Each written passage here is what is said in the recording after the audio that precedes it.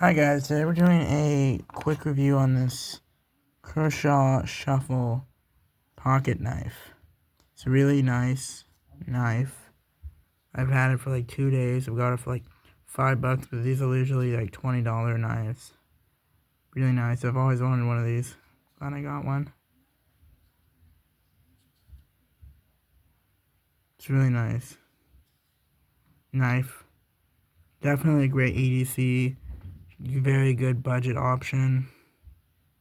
I really like it. And you can switch these clips around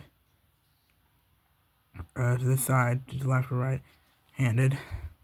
Has a really good hold. I really like this pocket knife. Yeah, I guess that wraps things up. It's really sharp too. Bye guys.